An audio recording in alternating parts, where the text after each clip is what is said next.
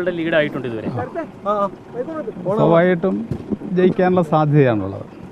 അത് പുറകിലേക്ക് പോകാൻ കഴിയില്ല, മുന്നിലേക്ക് പോകുന്നേ ഉള്ളൂ. ഇനി ഈ ലീഡർ തുടരും. അങ്ങനെ പറയാറായിട്ടില്ല. ഇപ്പോൾ രണ്ടാം റൗണ്ടൊക്കെ കഴിഞ്ഞിട്ടല്ലേ ഉള്ളൂ. ഇനിയും ലക്ഷക്കണക്കിന് വോട്ട് എണ്ണാനുണ്ട്. അപ്പം അതിൻ്റെ റിസൾട്ട് നമുക്കിപ്പോൾ പ്രവചിക്കാൻ കഴിയില്ല. ഇമ്പ്രൂവ്മെൻറ്റ് ഒരുപക്ഷെ ഉണ്ടല്ലോ. എൻ ഡി എ പിന്നെ നാഷണൽ ലെവലിൽ പുറകിലാണെന്നാണ് പറയുന്നത്. കേരളത്തിൽ എൻ ഡി എ ഇപ്പോൾ 2 റൗണ്ട് കഴിഞ്ഞപ്പോൾ കുറച്ച് മുന്നിലാണ്. ഭരണവിരുദ്ധ വികാരം ഉണ്ടെന്ന് പറയാൻ കഴിയില്ല.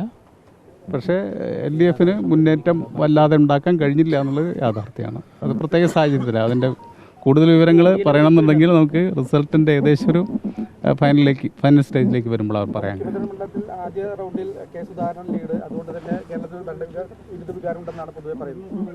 അത് പല ഘട്ടത്തിലും അങ്ങോട്ടും കൊണ്ട് ഈ പിന്നെ പാർലമെൻറ്റ് ഇലക്ഷനിൽ വേരിയേഷൻ വരാറുണ്ട്.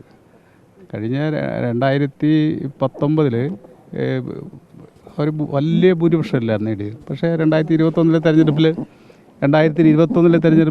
ഇടതുപക്ഷം 2016 ലഭിച്ചതിനേക്കാൾ കൂടുതൽ വോട്ടിനാണ് സീറ്റിനാണ് വിജയിച്ചത്. പ്രതീക്ഷ പോലെ അല്ല പോകുന്നത്.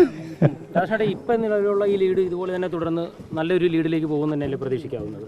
അങ്ങനെയാണ് പ്രതീക്ഷിക്കുന്നത്. ഈ 2019 സാഹചര്യങ്ങൾ ഇത്തവണ ഇല്ല എന്നുള്ളത് LDF ക്യാമ്പ് ആവർത്തിച്ച് പറഞ്ഞിരുന്നു. കേരളത്തിൽ വൻ മുന്നേറ്റം ഉണ്ടാക്കുന്നത്.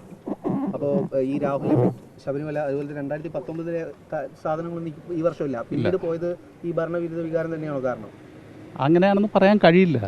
ദേശീയ രാഷ്ട്രീയ സ്ഥിതികളെല്ലാം ഇതിൽ വരുന്നുണ്ട്. അതെല്ലാം വിലയിരുത്തിയിട്ട് നമുക്ക് ലാസ്റ്റ് തെരഞ്ഞെടുപ്പിൻ്റെ റിസൾട്ട് പൂർണ്ണമാകട്ടെ, അതിന് ശേഷം നമുക്ക് എന്താണെന്ന് ശരി.